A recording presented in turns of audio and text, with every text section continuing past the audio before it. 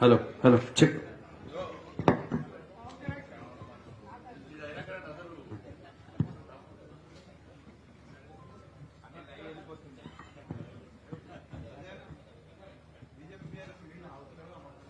అదే చెప్తున్నాను. మీరు ఆపలేరు, అవతల మీరు ఆపలేరు. అందరికీ నమస్కారం. భారతీయ జనతా పార్టీ తెలంగాణ రాష్ట్రంలో మన జాతీయ అధ్యక్షులు జేపీ నడ్డా గారి యొక్క ఆదేశం మేరకు కిషన్ రెడ్డి గారి నేతృత్వంలో తెలంగాణ రాష్ట్రంలో పెద్ద ఎత్తున మెంబర్షిప్ చేయాలని చెప్పి ఈరోజు వన్ డే వర్క్షాప్ ను ఏర్పాటు చేయడం జరిగింది. దానికి ఇన్ఛార్జిగా ఇక్కడ రామచంద్రరావు గారు వివరిస్తున్నారు. మరి కార్యకర్తలందరూ కూడా ఒక జోష్ ఉంది. మన పార్లమెంట్ ఎన్నికల్లో 8 పార్లమెంట్ స్థానాల్లో గెలిచిన తర్వాత ప్రజల్లో కూడా నరేంద్ర మోడీ గారిని ప్రధానమంత్రిగా చేయాలని చెప్పి ఆలోచన రావడం, భారతీయ జనతా పార్టీకి అనుగుణంగా ప్రజలు నిర్ణయం తీసుకోవడం, దానికి అనుగుణంగా తెలంగాణ రాష్ట్రంలో కూడా ప్రజలు పెద్ద ఎత్తున భారతీయ జనతా పార్టీకి మద్దతు తెలపడం, మెంబర్షిప్ ఎప్పుడు స్టార్ట్ అవుతారా, మేము ఎప్పుడు మెంబర్షిప్ చేయాలని చెప్పి ప్రజలందరూ, ముఖ్యంగా యువత, మహిళలందరూ ఆలోచిస్తున్న తరుణంలో మొన్న ఎన్నికల సందర్భం కూడా చాలా ప్రాంతాల్లో మేము భారతీయ జనతా పార్టీ మెంబర్షిప్ తీసుకోవాలనుకుంటున్నామని చెప్పి చాలా మంది కోరడం, కాబట్టి దానికి అనుగుణంగా ఈరోజు మెంబర్షిప్ అభియాన్ ప్రారంభమైంది. తెలంగాణ రాష్ట్రంలోని ప్రజలు అందరూ కూడా భారతీయ జనతా పార్టీలో చేరి భారతీయ జనతా పార్టీకి మద్దతు తెలపాల్సిందిగా అందరికీ విజ్ఞప్తి చేస్తా ఉన్నాను. రోజు ఇన్ని రోజులుగా గత 10 సంవత్సరాల నుంచి కూడా 5-6 సంవత్సరాల నుంచి కూడా కాంగ్రెస్, బీఆర్ఎస్ రెండు కూడా దొంగ నాటకాలు ఆడుతూ ప్రజల లోపల అయోమయం సృష్టించే ప్రయత్నం చేస్తున్న విషయం వాస్తవం. ఎన్నికలు వస్తున్నాయంటే బీఆర్ఎస్, బీజేపీ ఒకటి అని, ఇటు బీఆర్ఎస్ అలటు ఆ కాంగ్రెస్ లో కూడా తప్పుడు ప్రచారం చేసే ప్రయత్నం చేస్తున్నారు. ఇప్పుడు కాంగ్రెస్, బీజేపీ ఒకటి అని బీఆర్ఎస్ పార్టీ వాళ్ళు ఇట్లా అనేక రకాలుగా తప్పుడు ప్రచారం చేస్తున్న సందర్భంలో ఈరోజు తెలంగాణ సమాజానికి ఫుల్ క్లారిటీ వచ్చేసింది.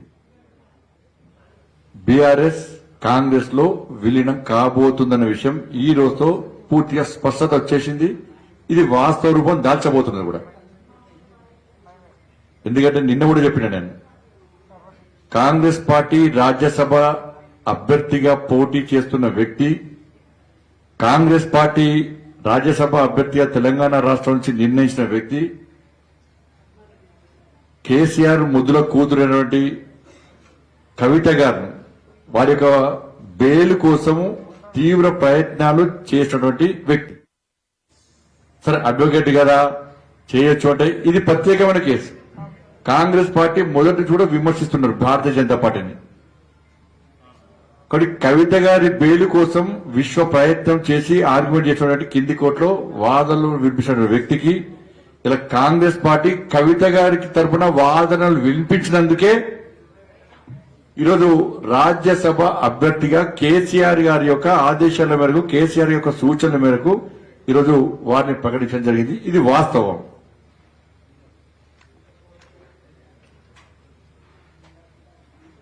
కాబట్టి దీన్ని తెలంగాణ సమాజం గమనించాలి. ఈరోజు నామినేషన్ చివరి రోజు. ఈరోజు బీఆర్ఎస్ పార్టీ ఎందుకు నామినేషన్ దాఖలు చేయలేదు? 39 మంది శాసనసభ్యులు మీకున్నారు. కొంతమంది వెళ్ళిపోయారు కావచ్చు, విప్పిస్తున్నా తెలుసు, వాళ్ళు కూడా ఓటింగ్ రావాల్సిందే. 39 మంది శాసనసభ్యులు బీఆర్ఎస్ పార్టీ రాజ్యసభకు ఎందుకు పోటీ చేయలేకపోయింది? ఎవరి కోసం పోటీ చేయలేకపోయిందో చెప్పాలి. మాకు కేవలం 8 మంది ఉన్నట్టు మేము చేయలేకపోయాం. 39 మంది ఉంటే పక్క మేము చేసేవాళ్ళం. మేము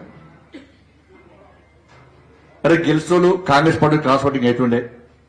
ఎందుకంటే దాదాపు 10 మంది పోయి కేసీఆర్ కలిసింది వాస్తవం ఫామ్ హౌస్ కాంగ్రెస్ వాళ్ళు. ఇప్పుడు కాంగ్రెస్ వాళ్ళు ఎమ్మెల్యేలందరూ కూడా కాంగ్రెస్ లీడర్లు కలుస్తున్నారు, ఢిల్లీ పోతున్నారు, పోయి కేసీఆర్ కలుస్తున్నారు మంత్రి పదవుల కోసం. ఎందుకంటే కేసీఆర్ చెప్పింది నడుస్తున్నారు ఢిల్లీలో. కేసీఆర్ ఏ ముట్ట చెప్పినా ముట్ట చెప్పిన కేసీఆర్ ఆడింది ఆట పాడిందే పాట కాంగ్రెస్ పార్టీలో. కానీ కవిత గారి తరఫున బెయిల్ కోసం వాదించిన వ్యక్తిని ఇద్దరు కలిసి నిర్ణయించిన అభ్యర్థి. ఆయన ఇద్దరు కలిసి నిర్ణయం తీసుకున్న అభ్యర్థి కాబట్టి ఇవాళ బీఆర్ఎస్ పార్టీ ఇలా నామినేషన్ దాఖలు చేయకుండా కాంగ్రెస్ పార్టీకి పరోక్షంగా మద్దతు ఇచ్చింది. ఇప్పుడు చెప్పాలి, బీఆర్ఎస్ పార్టీ కాంగ్రెస్ లో విలీనమవుతుందా, బీజేపీలో విలీనమవుతుందా? ఇలా ఎట్టి బస్సులో అతి త్వరలోనే బీఆర్ఎస్ పార్టీ కాంగ్రెస్ పార్టీలో విలీనం కావడం తథ్యం. దీనికి మళ్ళా కాంగ్రెస్ వాళ్ళు విమర్శకు ప్రతి విమర్శ కాంగ్రెస్ పార్టీ క్యాడర్ ఆలోచించాలి, కాంగ్రెస్ పార్టీ నాయకులు ఆలోచించాలి, బీఆర్ఎస్ పార్టీ నాయకులు బీఆర్ఎస్ పార్టీ కార్యకర్తలు కూడా ఆలోచించాలి. ఢిల్లీలో ఒప్పందం జరిగింది. ఇది ప్లాన్ ప్రకారం ఇలా భారతీయ జనతా పార్టీని బదనాం చేయడానికి 2 పార్టీలు కలిసి కుట్రలు చేస్తున్నాయి. ఇవాళ మళ్ళా స్పష్టం చేస్తున్నా, కాంగ్రెస్ పార్టీ ప్రకటించిన రాజ్యసభ అభ్యర్థి బీఆర్ఎస్ పార్టీ కాంగ్రెస్ పార్టీ ఉమ్మడి అభ్యర్థి. అందుకే బీఆర్ఎస్ పార్టీ 39 మంది శాసనసభ్యులు ఉన్నప్పుడు కూడా నామినేషన్ దాఖలు చేయలేదు.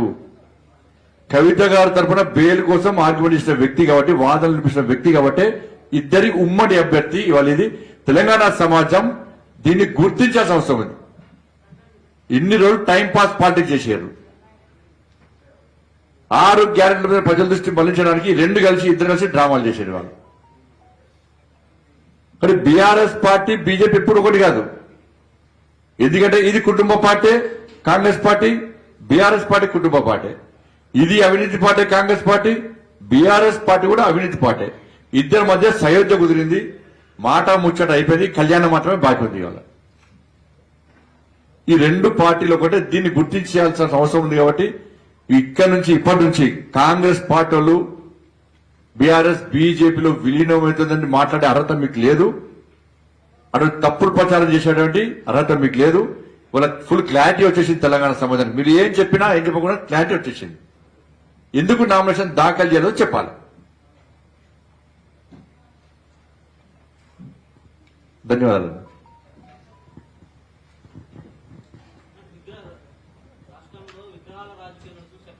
నేను మళ్ళీ చెప్తున్నా, అంటే విగ్రహాల దందా బంద్ చేయాలి. ఎవరు పెడుతుంది ఎవరు వీక్తుంది చెప్పాలల్లా. ఇప్పుడు తెలంగాణ రైతాంగం వాళ్ళు బాధపడుతున్నారు, కష్టాల్లో ఉన్నారు.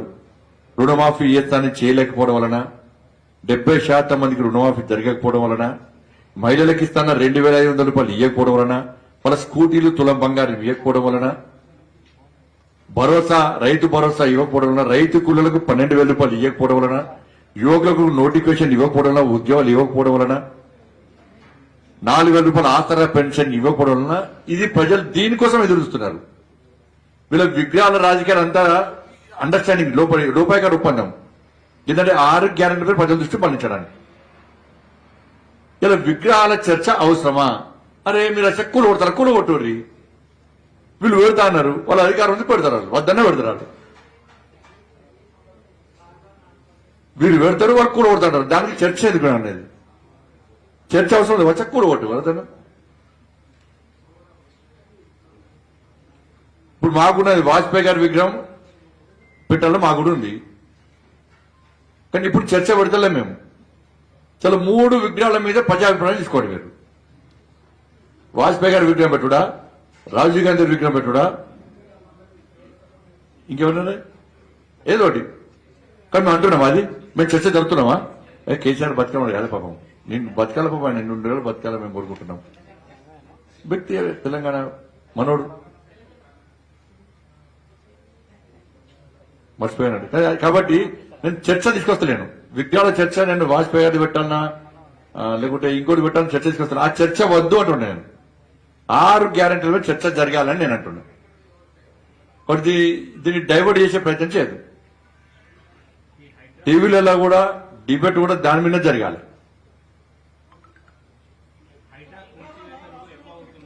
దానిలో సగం మంది కాంగ్రెస్ లో ల్యాండ్స్ ఉన్నాయి. దానిలో ఇప్పుడు చిన్న చిన్న గుంటలు గజాల జాగులో జోలికి పోతురు కానీ 5 ఎకరాలు 10 ఎకరాలు పెద్ద ఆసాంలో జోలికి మాత్రం పోతలేరు. దీని వెనుక తతంగం అంతా వేరే ఉన్నది. మళ్ళా అంత కలెక్షనే. దాని కాంగ్రెస్ లో ఉన్నది, బీఆర్ఎస్ లో ఉన్నది. మళ్ళీ కాంప్రమైజ్ అవుతారు. ఇచ్చి పుచ్చుకునే ధోరణి మీద, అది ఇచ్చి పుచ్చుకునే ధోరణి. కాబట్టి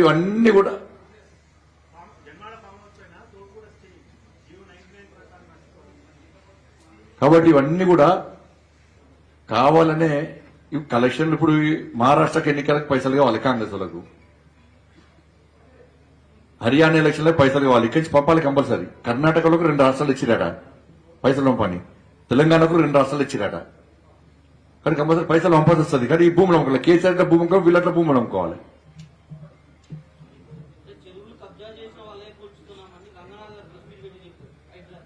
ప్రెస్ మీట్ ఆ రంగనాథ్ సార్ నాన్న కూడా పెట్టిండు సార్.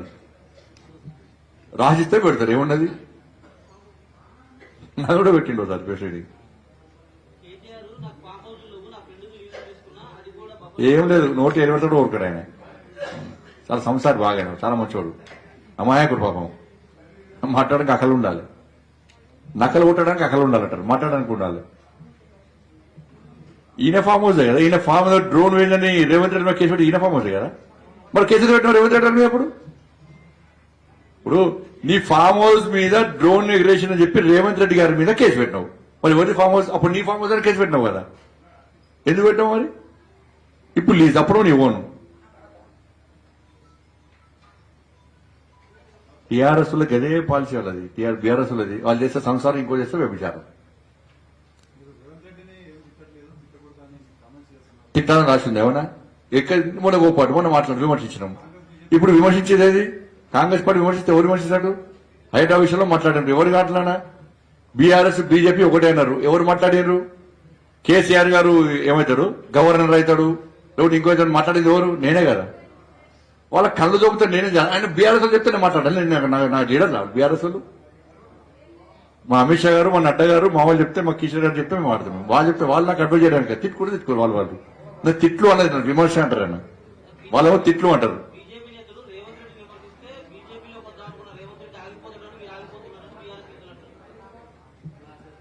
దానికి